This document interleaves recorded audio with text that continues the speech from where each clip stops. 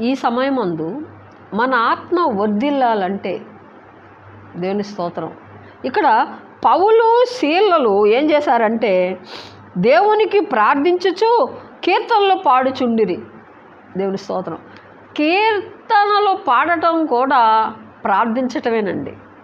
ఆమేన్. దేవుని స్తోత్రం. నాకు తెలిసినటువంటి ఒక సహోదరుడు ఏం చేసేవాడంటే ఉపవాసం ఉండేవాడు. ఉపవాసం ఉండి ఏం చేసేవాడంటే ఏదైనా పని మీద బయటికి వెళ్ళినప్పుడు ఆయన ఏం చేసేవాడంటే పాట పాడుకుంటానే ఉండేవాడు.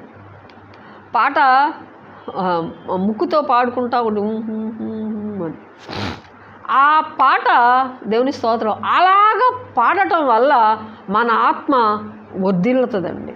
దేవుని స్తోత్రం.